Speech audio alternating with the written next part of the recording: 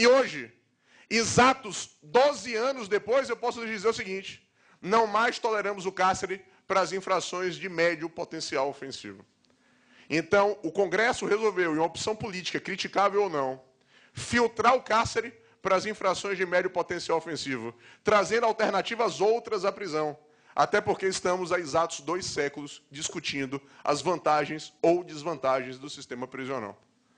E queira ou não queira, o recrudescimento do homem não é só mensurado no Brasil, é mensurado em todos os países com o mínimo de seriedade pesquisam o pós-prisão. E, infelizmente, o resultado não é nada satisfatório.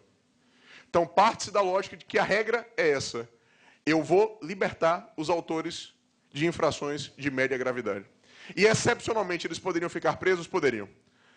Só se forem reincidentes em crime doloso? Só se descumprirem efetivamente, e aí, na minha percepção, a medida mais dura, só se descumprirem as medidas protetivas da Lei de Violência Doméstica?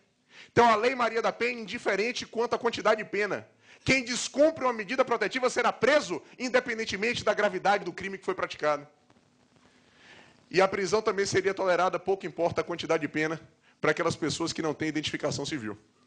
Então, parte da premissa de que o filtro continua sendo o mesmo, mas um filtro com um critério de seletividade duvidoso no que pertine à sua qualidade.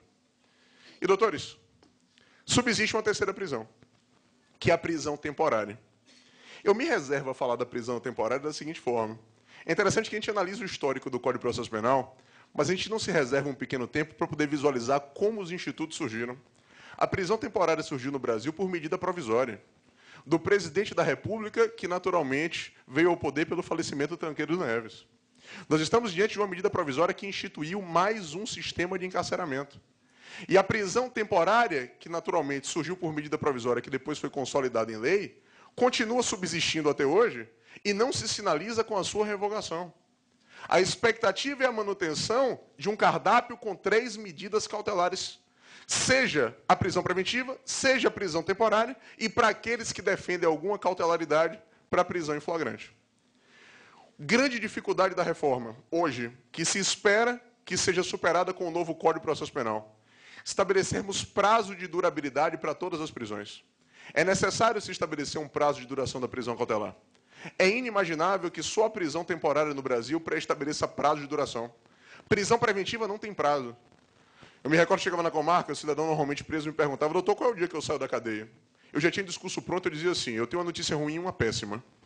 A notícia ruim: não tem prazo legalmente estabelecido. Então você vai perdurar no sistema de ansiedade, que é o sistema de indefinição. A notícia péssima: sair da cadeia significa demonstrar que os requisitos da prisão não estão presentes no caso concreto. E, por consequência, você vai ter que aguardar uma manifestação judicial nesse sentido.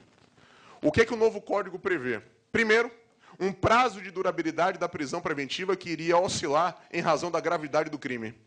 E segundo, que para mim é o mais importante, exige do juiz que revisite a situação prisional periodicamente. O magistrado teria que voltar ao caso concreto, revisitar a situação, para poder definir fundamentadamente se a manutenção do cárcere seria ou não necessária.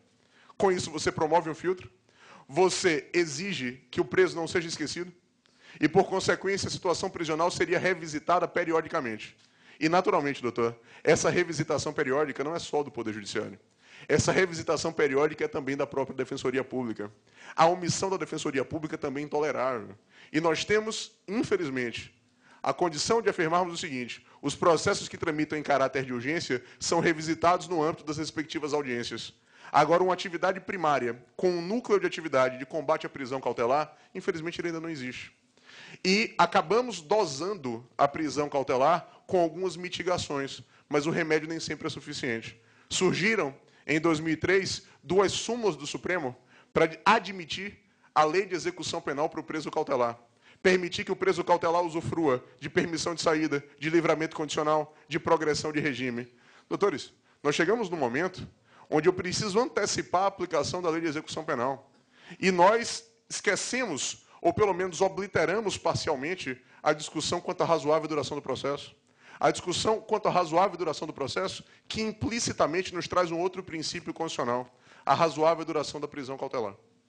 Então, espera-se efetivamente que a reforma nos traga um alento, que o novo Código de Processo Penal, no seu nascedouro, de fato possa permitir uma readministração da prisão.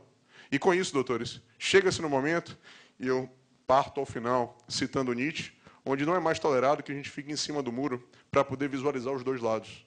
É necessário que se tenha agora, criteriosamente, uma escolha de um caminho a seguir, e um caminho frutífero, com um filtro mais prudente de uma admissibilidade prisional para aquelas hipóteses que sejam estritamente necessárias. E com isso, chega um momento de a gente não olhar mais para cima nem para baixo, e sim ter a coragem de olhar para a cara daquelas pessoas que continuamos encarcerando. Obrigado.